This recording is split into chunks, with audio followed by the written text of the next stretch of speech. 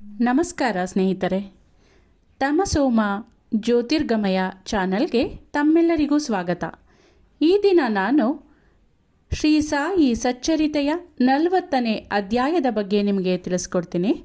ಈ ಅಧ್ಯಾಯದಲ್ಲಿ ಬಾಬಾ ಸನ್ಯಾಸಿ ರೂಪದಲ್ಲಿ ಉದ್ಯಾಪನಾ ಸಮಾರಂಭದಲ್ಲಿ ಹಾಜರಿದ್ದುದು, ತಮ್ಮ ಫೋಟೋದ ರೂಪದಲ್ಲಿ ಹೇಮಾಡಪಂತರ ಮನೆಗೆ ಬಂದಿದ್ದರ ಬಗ್ಗೆ ಹೇಮಾಡಪಂತರು ವಿವರಿಸಿ ಹೇಳಿದ್ದಾರೆ.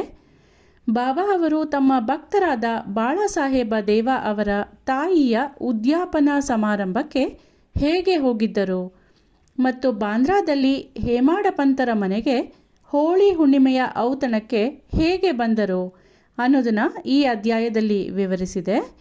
ಯಾರು ಲೌಕಿಕ ಮತ್ತು ಪಾರಮಾರ್ಥಿಕ ಉಪದೇಶಗಳನ್ನು ಕೊಡುತ್ತಾ ಭಕ್ತರು ತಮ್ಮ ಜೀವನದ ಗುರಿಯನ್ನು ಮುಟ್ಟುವಂತೆ ಮಾಡಿದರೋ, ಯಾರು ತಮ್ಮ ಅಭಯ ಹಸ್ತವನ್ನು ಭಕ್ತರ ಮಸ್ತಕದ ಮೇಲಿಟ್ಟು ತಮ್ಮ ಶಕ್ತಿಯನ್ನು ವರ್ಗಾಯಿಸಿ ಪಡೆಯಲು ಅಸಾಧ್ಯವಾದ ವಸ್ತುಗಳನ್ನು ಅವರು ಪಡೆಯುವಂತೆ ಮಾಡುತ್ತಿದ್ದರೋ, ಯಾರು ತಮ್ಮ ಭಕ್ತರನ್ನು ಆಲಂಗಿಸಿಕೊಂಡು ಭಕ್ತರು ತಾವೇ ತಾವೇ ಭಕ್ತರು ಎಂಬ ಏಕೀಭಾವದಿಂದಿದ್ದರೋ ಅಂತಹ ಶ್ರೀ ಸಾಯಿಬಾಬಾ ಅವರೇ ಧನ್ಯರು.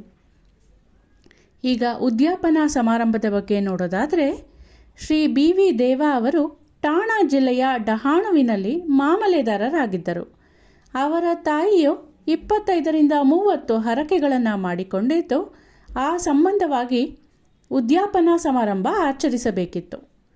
100-200 ಜನ ಬ್ರಾಹ್ಮಣರ ಸಂತರ್ಪಣೆಯೇ ಈ ಸಮಾರಂಭ. ಶ್ರೀ ದೇವ ಅವರು ಒಂದು ದಿನ ನಿಶ್ಚಯಿಸಿ, ಸಾಯಿಬಾಬಾ ಅವರು ಈ ಸಮಾರಂಭಕ್ಕೆ ಬರದಿದ್ದರೆ ಸಮಾರಂಭವು ಶೋಭಿಸುವುದಿಲ್ಲ ಅಂತ ಅವರನ್ನು ಸಹ ಊಟಕ್ಕೆ ಕರೆದುಕೊಂಡು ಬರುವಂತೆ ಶಿರಡಿಯಲ್ಲಿಯ ಬಾಪು ಸಾಹೇಬರಿಗೆ ಪತ್ರ ಬರೆದರು. ಬಾಬಾ ಅವರ ಆಮಂತ್ರಣ ನೋಡಿ, ನನ್ನನ್ನು ಸ್ಮರಿಸುವವರ ಬಳಿ ನಾನು ಸದಾ ಇರುತ್ತೇನೆ. ನನಗೆ ವಾಹನ ಸೌಕರ್ಯದ ಅಗತ್ಯವಿಲ್ಲ. ನನ್ನನ್ನು ಪ್ರೀತಿಯಿಂದ ಆಹ್ವಾನಿಸಿದವರ ಹತ್ತಿರ ನಾನು ಶೀಘ್ರವಾಗಿ ಓಡುತ್ತೇನೆ. ನಾನು, ನೀನು ಮತ್ತು ಇನ್ನೊಬ್ಬನು ಜೊತೆಗೂಡಿ ಬರುತ್ತೇವೆಂದು ಉತ್ತರ ಬರೆದು ಹಾಕು ಎಂದರು. ಶ್ರೀ ಜೋಗ ಅವರು ಅದರಂತೆ ದೇವ ಅವರಿಗೆ ಉತ್ತರಿಸಿದರು. ಇದನ್ನು ನೋಡಿ ದೇವ ಅವರು ಆನಂದಭರಿತರಾದರು. ಆದರೆ ಬಾಬಾ ರಹತ, ರುಯಿ, ನೀಮಗಾವದಿಂದ ಆಚೆಗೆ ಎಲ್ಲಿಗೂ ಹೋಗಿರಲಿಲ್ಲ.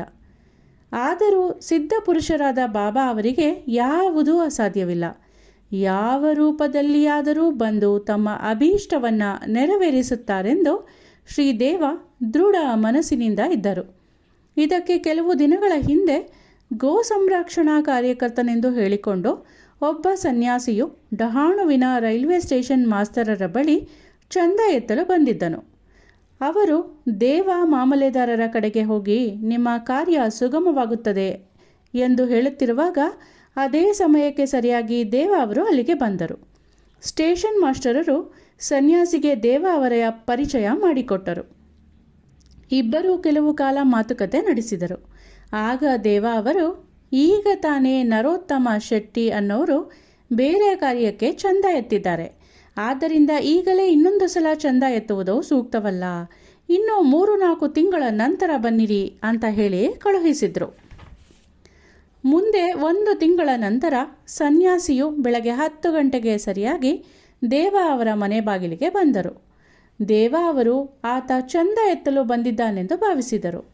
ಆದರೆ ಆ ಸನ್ಯಾಸಿಯು ಉದ್ಯಾಪನಾ ಸಮಾರಂಭದ ಸಿದ್ಧತೆಯನ್ನು ನೋಡಿ ತಾನು ಚಂದ ಎತ್ತಲು ಬಂದಿರದೆ ಊಟಕ್ಕೆ ಬಂದಿರುವುದಾಗಿ ತಿಳಿಸಿದನು. ಆಗ ದೇವ ಅವರು, ಸರಿ, ಬಹಳ ಸಂತೋಷ, ನಿಮ್ಮದೇ ಮನೆ ಎಂದು ಭಾವಿಸಿ ಊಟಕ್ಕೆ ಅಗತ್ಯವಾಗಿ ಬನ್ನಿ ಎಂದರು. ಆಗ ಸನ್ಯಾಸಿಯು, ನನ್ನೊಡನೆ ಇನ್ನೂ ಇಬ್ಬರಿದ್ದಾರೆ ಎಂದರು. ಆಗ ದೇವ ಅವರು, ಅವರನ್ನು ಸಂಗಡ ಕರೆದುಕೊಂಡು ಬನ್ನಿರಿ ಎಂದರು.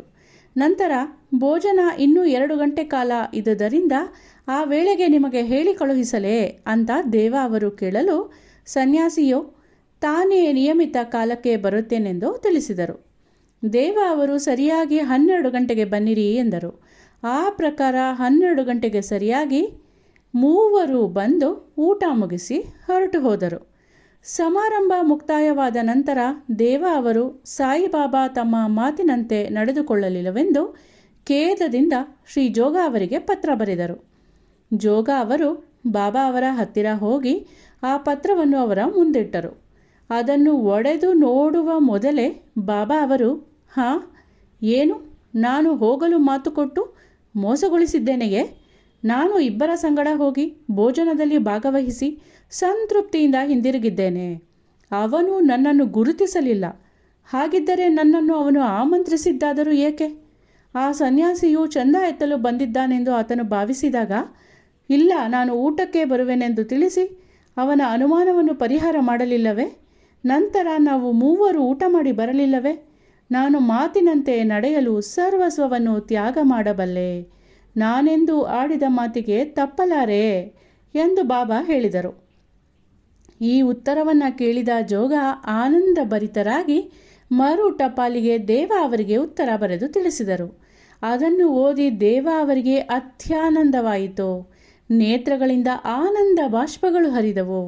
ವೃತ ಬಾಬಾ ಅವರನ್ನು ನಿಂದಿಸಿದ್ದಕ್ಕಾಗಿ ವ್ಯಥೆ ಪಟ್ಟುಕೊಂಡರು. ನಡೆದ ಘಟನೆಯನ್ನು ನೆನೆಸಿಕೊಂಡು ಅಚ್ಚರಿಗೊಂಡರು.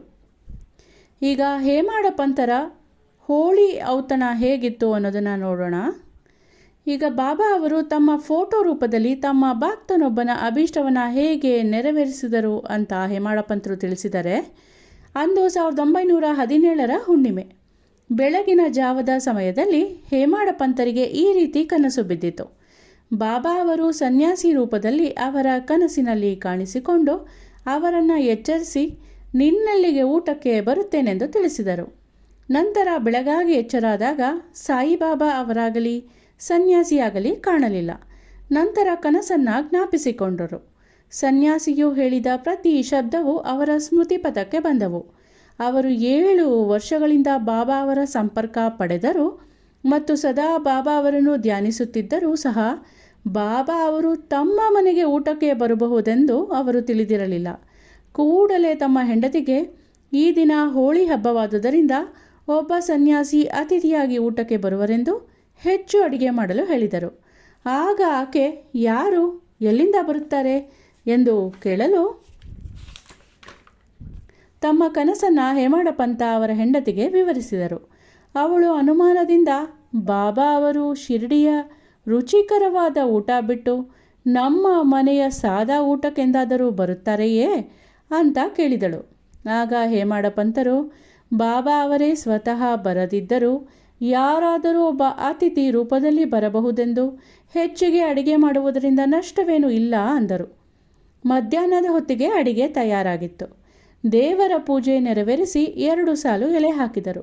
ಮನೆಯವರೆಲ್ಲ ತಮ್ಮ ತಮ್ಮ ಮಣೆಗಳ ಮೇಲೆ ಕುಳಿತರು. ಆಹಾರ ಬಡಿಸಿದರು. ಎಲ್ಲರೂ ಅತಿಥಿಯ ಬರವನ್ನೇ ಕಾಯುತ್ತಿದ್ದರು. ಮಧ್ಯಾಹ್ನ ಮೀರುತ್ತಿತ್ತು. ಅತಿಥಿಯ ಸುಳಿವೇ ಇರಲಿಲ್ಲ.